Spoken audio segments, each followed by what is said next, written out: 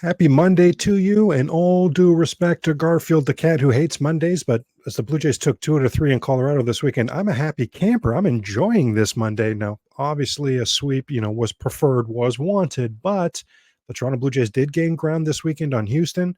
Toronto Blue Jays did gain ground this weekend on Seattle. Toronto Blue Jays did gain ground this weekend on Texas, so I'm definitely happy about that. Now, today on the Locked On Blue Jay podcast, we're going to get into and deep dive this 3-game series starting tonight in Oakland versus the lowly Oakland A's. Let's get into it. You are Locked On Blue Jays, your daily Toronto Blue Jays podcast. Part of the Locked On Podcast Network, your team every day. Hello, friends. Craig Ballard, Locked On Blue Jays. Yes, indeed. I've been locked on Toronto Blue Jay baseball pretty much my entire life. Blue Jay baseball, big deal for me. It's a big deal for my family as well. I'm thinking it's at least sort of a big deal for you. That's why you're choosing to spend part of your day talking Blue Jay baseball with me. So I certainly do say thank you and hello, and I appreciate that. The Locked On Blue Jay podcast, of course, part of the Locked On Podcast Network, your team every day.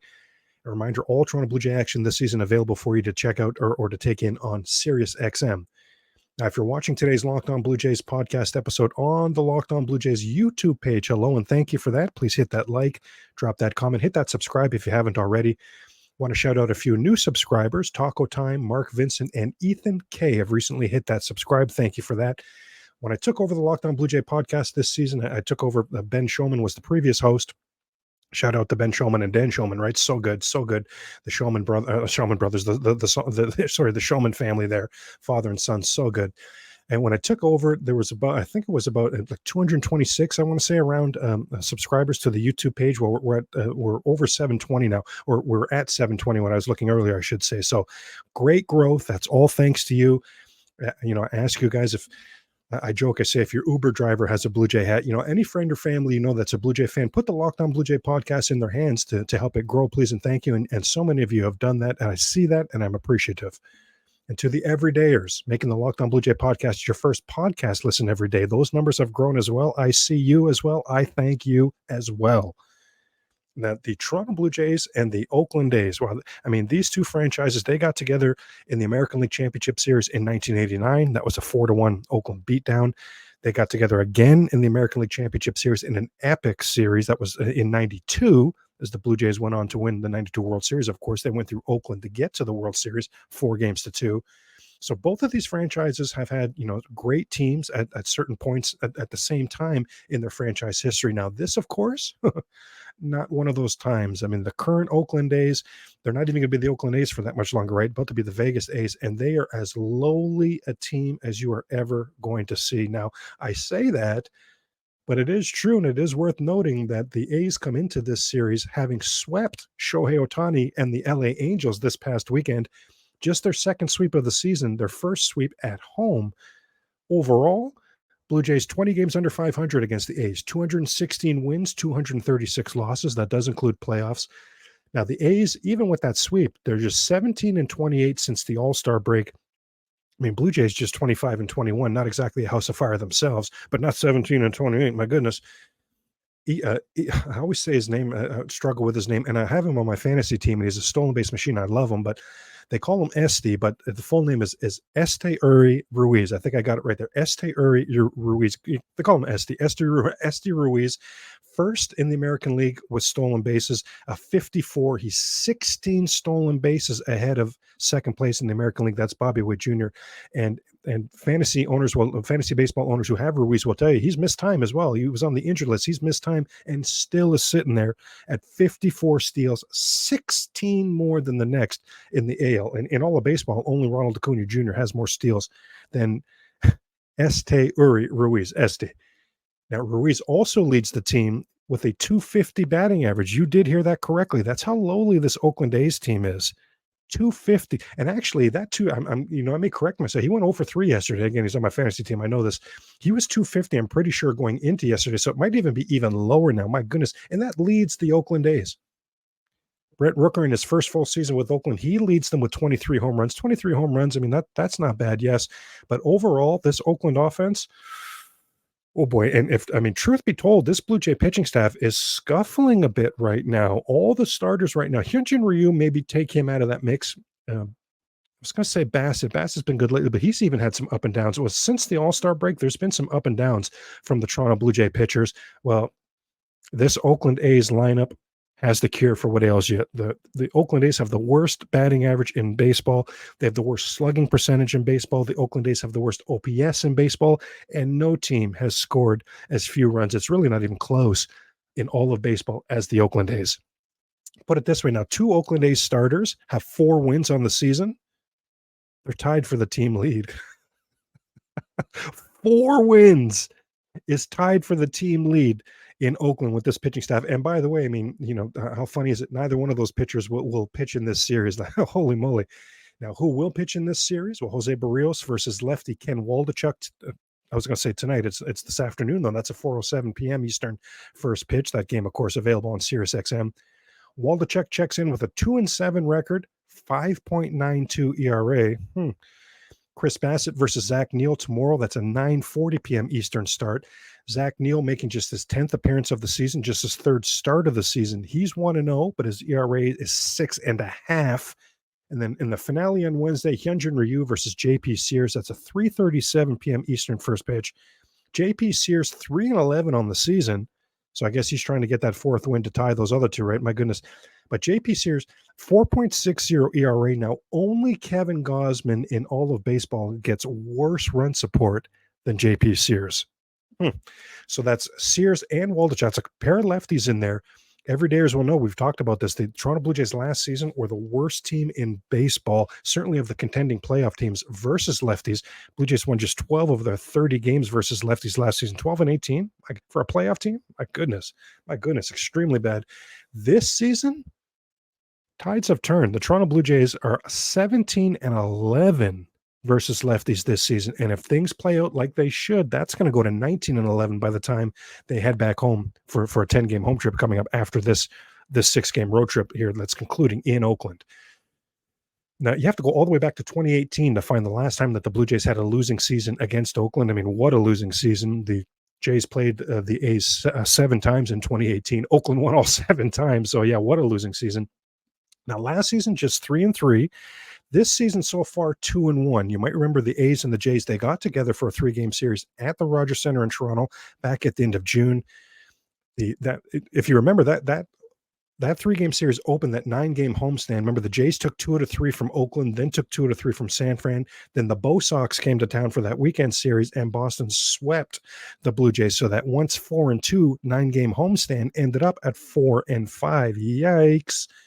If you recall that series against Oakland, game 1, the A's get 3 in the top of the first off of tomorrow's Blue Jays starter, Chris Bassett. Now, the Blue Jays would take a 4-3 lead in the bottom of the 3rd, Kevin Kiermaier with an RBI double, and then Vladimir Guerrero Jr. with the 3-run home run. Do you remember that? It was his first, remember, end of June, it was his first home run at Rogers Center. We were all so celebratory. Finally, that happened there. They took the lead 4-3. Oakland would tie it on a sac fly in the top of the 5th, and then Jordan Romano would yield a home run in the top of the 9th to Shea Langoliers. That would make it 5-4. In the bottom of the 9th, in what I could only frustratingly describe as so typical of the 2023 Toronto Blue Jays, Vlad would lead off with a double. Man in scoring position. If you don't remember it, you already know where we're going to go with this. Matt Chapman gets out. Whit Merrifield gets out. Dalton Varsho gets out. Now, all 3 of them hit the ball hard, sure, but right at the A's. And it was just yet another example of the Blue Jays stranding a runner in scoring position in a big spot. More of the Locked On Blue Jay podcast coming right up as we continue to get set for this big, they're all big at this point, right? But this 3-game set against the lowly Oakland A's. Reminder, of course, all 3 of those games available for you on SiriusXM. Now, you know me, I'm a bald is beautiful believer, but I do want to mention that you don't have to choose between better hair growth and your health, because Nutrafol provides a whole body health approach for men that promotes healthier hair. There's no drugs, there's no compromises, just better hair. Nutrafol's hair growth supplements it's physician formulated, it's natural, it's science-backed ingredients, and they've got a drug-free patented technology that provides consistent, reliable results without compromising your sexual health. And it works. In a clinical study, how about 84% of men showed improvements in their hair after just 6 months of taking Nutrafol's men hair growth supplements? Take the first step to visibly thicker, healthier hair, and for a limited time, Nutrafol is offering our listeners $10 off their first month subscription and free shipping when you go to Nutrafol.com/men and enter the promo code LOCKEDONMLB. Find out why over 4,000 healthcare professionals recommend Nutrafol for healthier hair. Nutrafol.com/men, and that's spelled Nutrafol.com/men, and enter promo code Locked On MLB. So again, that's Nutrafol.com/men, promo code Locked On MLB. That game two and game three, much different story. It played out just like you think it would on paper. George Springer had 2 hits in game two. Bo Bichette had 2 hits in game two. Vladimir Guerrero Jr. had 2 hits in game two. 2-hit Witt had 2 hits in game two. Brandon Belt had a hit and a walk, so he was on base twice. Same for Santiago Espinal. This was all in a 7-3 Toronto victory. Now, what's interesting, or not interesting, what's upsetting, what's of note of that was a game on June 24th. That put tonight's starter, Jose Barrios got the win in that game. That put tonight's starter, Jose Barrios, at 8-5 on the season. He's 9-10. That was 9 weeks ago. He's 9-10. He's had one win. I should say just one win since. We're going to look at that deeper in a moment here. Game three, oh my God, game three was one of the funnest games. I know, I don't think it's a word, but you know what I mean. It was one of the more enjoyable games of the season. That was a Sunday afternoon at the Rogers Center, 12-1 beat down. George Springer again had 2 hits. Bo Bichette again had 2 hits. Vladimir Guerrero Jr. again had 2 hits. Even Kevin Biggio chipped in with 2 hits, and Tyler Heineman was 1 for 3 in that game. Now, devastating to have Tyler Heineman, all due respect to Tyler Heineman, devastating to have him back on the big league level, but it's because of the injury to Danny Jansen. But my goodness, at least we know he did have one good game earlier this season against Oakland. All told, some notables in that series. George Springer, by the way, since that 0 for 35, he's hitting over 300 since then. George Springer been playing really good ball lately. He was 4 for 11 with a home run versus Oakland. Bo Bichette, what an absolute shame we won't see Bo. He was 5 for 14 with 3 doubles against Oakland. I mean, he was smashing Oakland. What an absolute shame there. Vladimir Guerrero Jr., man, I mean, if you're like me, you're beyond frustrated with Vlad this season, yes, but there is cause for optimism in this series because however other teams are getting out Vladimir Guerrero Jr., that memo hasn't made its way to the Oakland A's. Vlad was 6 for 12 in that series versus the A's. 2 of those 6 hits were doubles, including a double off of tonight's starter, Ken Waldichuk. 2 of those 6 hits were home runs. In that 3-game series, how about 7 RBIs for Vlad? How about 7 RBIs? I mean, one of the rare series where Vlad was Vlad and the production was real. And how about the fact that he didn't ground into any double plays? I hate that has to be part of Vlad's equation, but for the 3rd season in a row, he's hit at least 20 double plays. And in the last 2 seasons, nobody's hit into more double plays, amazingly, than Vladimir Guerrero Jr., who is Carlos Correa, I believe, has hit into as many as Vlad, but no one's hit into more double plays since 2021, since the beginning of 2021, than Vladimir Guerrero, 2022, beg your pardon, than Vladimir Guerrero Jr. I mean, make it make sense. Make it make sense. My goodness. Brandon Belt, will we even see him in this series? Hard to say. He was just 2 for 7 with 3 strikeouts, so he didn't do well against Oakland. Dalton Varsho in that series, I don't think you're going to be surprised, especially in a home series. You know Varsho was bad. He was 0 for 7 in that series. My goodness.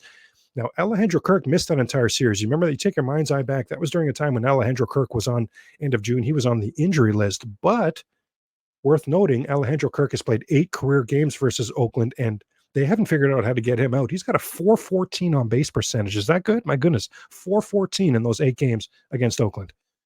Kevin Kiermaier, 2 for 6 in that series against Oakland back at the end of June. His 2 hits were a double and a triple. That triple was off tonight's starter, Ken Waldichuk. Now let's take a look at Jose Barrios, tonight's starter.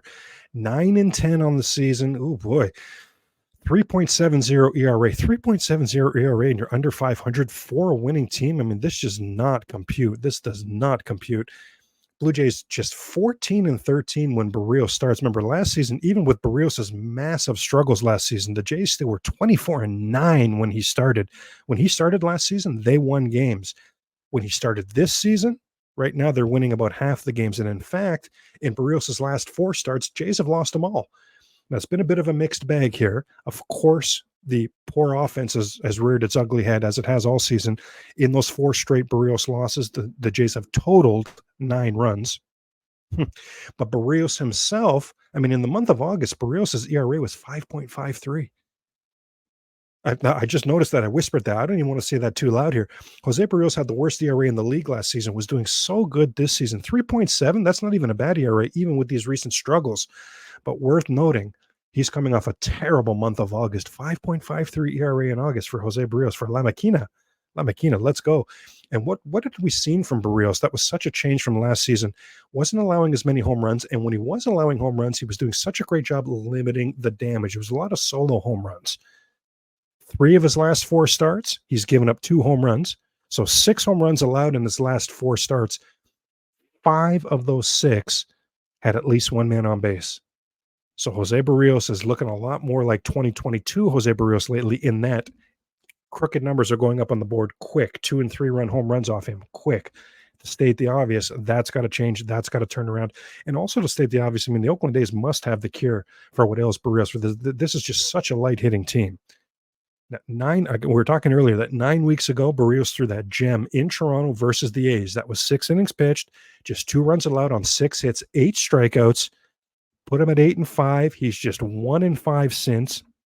He's had 11 starts since then. He's had 11 starts, 1 win in 11 starts. And the Blue Jays themselves have just 4 wins in those 11 starts. So my goodness, not only are the Blue Jays scuffling lately, but open, honest conversation, we'd have to acknowledge Jose Barrios is scuffling lately as well. The key matchup that we definitely want to keep an eye on tonight is Barrios versus Seth Brown. Seth Brown, 5 for 12 in his career. 2 of those 5 hits were a double. 1, he hit a home run as well. That game in June, that was one of the only blemishes. That was one of the only mistakes that Barrios made that entire game against the A's, was a home run to Seth Brown. Now, remember I said it was a solo home run. Remember, Barrios was doing well, limiting the home runs. At least it was a solo home run, but we'll have to keep an eye on that matchup for sure. Now, the rest of the current Oakland A's that could possibly play tonight against the Barrios and the Blue Jays, they're combined just 7 for 31 in their career versus Barrios. That's a 226 average, advantage Jose Barrios. No home runs, 8 strikeouts. So 7 hits, 8 strikeouts. Let's go. Jose Barrios should be able to dominate this game tonight. Ken Waldachuk, 31st appearance for the A's this season, 20th start. He's had 9 home starts for the Oakland A's this season. They've won just 3 of those starts. Now, I will say that Waldachuk's road ERA is just it's 7.11, 7.11, 7.11. I mean, obviously awful. At home, 4.44. Now, 4.44 ERA is not at all. I mean, I'm not bragging about that, right? I'm not concerned about that, but certainly worth noting that Waldachuk it's at least true to say he's been significantly better at home than he's been on the road. Remember we were talking earlier about the game 3, that Sunday game, that 12-1, that funnest, I know, and I said, it's not even a word, but that was the funnest game, one of the funnest games of the whole season, that 12-1 game. Well, Waldachuk pitched in that game. He got rocked. He gave up 6 runs on 6 hits. If I remember, I want to say it was like 2 1/3 innings pitch. He came in relief. Now, it didn't give up any home runs. I'll give him that. It was on the road. So again, 6 runs, 7, ERA over 7. We've seen him get rocked on the road before. And I mean, it is true to say, it is worth mentioning that Waldachuk has been much better in the second half than the first half. Again, just like when you compare his road ERA to his home ERA, the home ERA isn't good, but it's superior to the road ERA. Waldachuk hasn't exactly been good in the second half, but he's been completely superior to who he was in that first half. I was praising George Springer earlier. Well, George Springer had an RBI single in that June game versus Waldachuk. And since that 0 for 35, I mentioned the batting average, but you look at the whole slash line.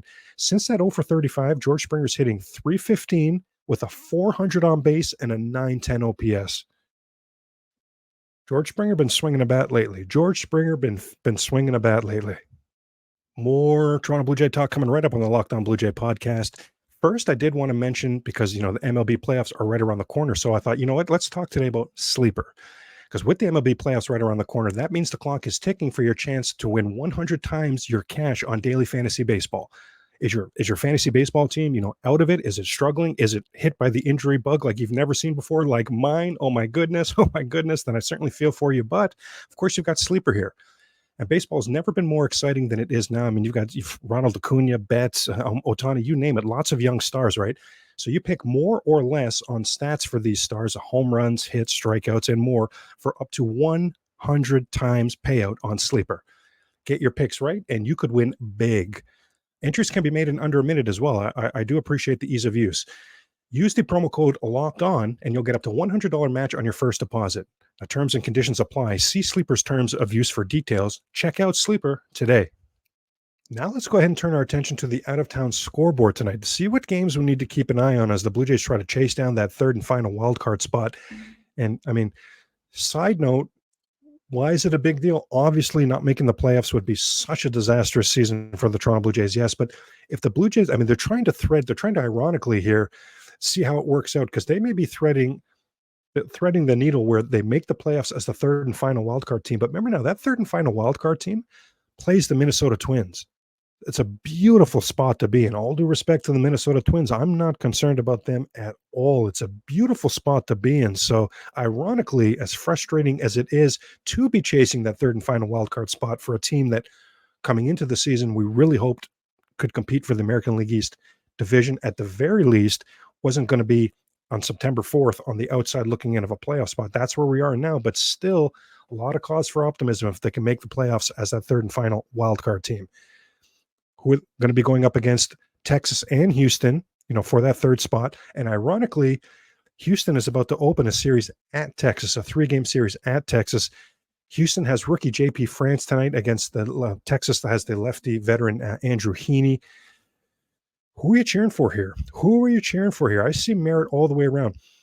I think if either team sweeps, whoever wins tonight, we might have to cheer for the rest. I mean, it's hard to say, right? It depends what your school of thought is. I'm thinking the Blue Jays take 2 out of 3 from Oakland just from showing up from these games on time. I definitely think a sweep is in the cards there. But even if they take 2 out of 3, so whoever loses 2 out of 3 in the Houston-Texas series, the Blue Jays will be right, like a half game behind that team.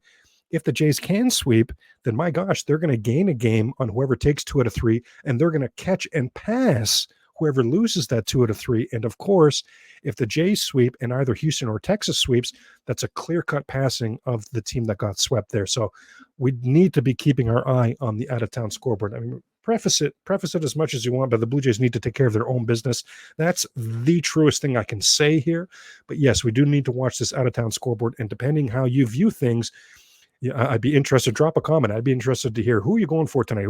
What do you think behooves the Blue Jays? What do you think is in the best interest of the Blue Jays? For me, I think Texas doing poorly is in the best interest of the Blue Jays because of Houston, Texas, and Seattle. Texas is the only team that's still on the Blue Jays schedule. Remember, they've got in about a week and a half here, the Jays host Texas for 4 games. And I think if you're the Blue Jays, you're trying to set up a scenario where taking 3 out of 4 in that series cements you that you're passing Texas. In other words, you're a playoff team. The Astros have won 5 of France's 8 road starts. So they'll be the Astros on the season, by the way, are 42 and 27 on the road. Absolutely sensational. The road season that the Astros, the Braves, and the Orioles are putting together this season, all 3 of them are having as good a road season as I've ever seen. Really ironic to have so many teams just doing so well on the road this season. Put it this way, the Houston Astros this season, they're 2 games over 500 at home. I'm going to say that again. The Houston Astros, 2 games over 500 at home. How are they in a playoff spot? Because they've been sensational on the road. Now, Texas got a walk-off home run from Adolis Garcia. I believe it's his 34th home run for them. So on Sunday. So, I mean, what must that be like to get such production from your stars? Anyway, but even with that win over the last 16 games, that's just their 4th win. Now, the Blue Jays aren't exactly a house of fire over the last 16 games themselves. They're just 8-8, but that is 4 games difference in the favor of the Blue Jays. And when this huge slump, this 4-12 slump started for Texas, there were just 2 teams in all of baseball with a better record than Texas, Atlanta and Baltimore. Remember, Texas was a game and a half behind Baltimore for the best record in the AL for the number 1 seed. There are now 7 teams that have a better record, including 2, by the way, in their own division. Texas even lost first place status in their own division with their recent free fall. Speaking of a recent free fall, we're going to need to see one from Seattle, right? They're at Cincinnati. Rookie Brian Wu against Cincinnati's got undecided right now who they're going to start. Now, for the Mariners, they're on another 10-game road trip. Now, remember, they just had a 10-game road trip a few weeks back. They lost the first game of that 10-game road trip. They lost the 10th and final game of that 10-game road trip. Now, the problem for the Blue Jays is Seattle won all 8 of the other games. They went 8-2 on that road trip. Extremely impressive. In there, by the way, was a 3-game sweep at Houston. Talking about Houston not struggling at home. 8-2 road trip that propelled them back in the race. It should have been a 5-5 or a 4-6 road trip that knocked them out of the race. Remember, at that time, they were behind the Blue Jays. They used that road trip to somehow catch and pass the Blue Jays, and they've never looked back. Now, they're on another 10-game road trip now. It started this past weekend. And again, just like the previous 10-game road trip, the first game was a loss. Friday night to the Mets, they lost. Now, they did win Saturday, but they lost the series finale yesterday. So could this road trip be the cure for what ails the Blue Jays as far as being able to catch Seattle? If you saw that game on Saturday, Seattle won that game against the Mets 8-7. They were so lucky to win that game. I mean, the Seattle Mariners were as hot as they are. They were this close to being swept by the New York Mets this weekend. So could they be coming a little bit back down to earth? I certainly hope so. Now, on paper, you're not going to have a lot of cause for optimism here. Seattle's record is, so much better than Cincy's, but Cincy's in a 4-team race for that third and final wildcard spot. So you wouldn't think a team that's in the wildcard race would be under 500 at home. I'm surprised Houston's there as good as they are, just being 2 games over 500 at home. Cincy's actually under 500 at home. This series is in Cincy. In Seattle, all-time versus Cincy, 15-3. Seattle all-time at Cincy, 8-1. My goodness. Okay, so we're going to need some help there. We're going to need some, but coming into this weekend series, I thought for sure, the joke I always use, just by showing up for the games on time. I thought Seattle would have taken 2 out of 3 from the Mets just from showing up for these games on time. It was the Mets 2 out of 3, and as I say, Seattle was lucky to get that one win in there. Come on, Reds, go Reds, go, go Reds, go. That's a wrap for Monday's Locked On Blue Jay podcast episode. Hope you enjoyed that. A reminder, of course, today's Blue Jays A's Tilt available on SiriusXM. And be sure to tune in tomorrow as we get set for game 2 of this series. Plus, we'll take a look at what we need to be paying attention to on the out-of-town scoreboard. And tomorrow is Trivia Tuesday. Now, for now, keep it locked on the Locked On Podcast Network and check out Sully hosting Locked On MLB. Go Jays, go, and we'll talk tomorrow.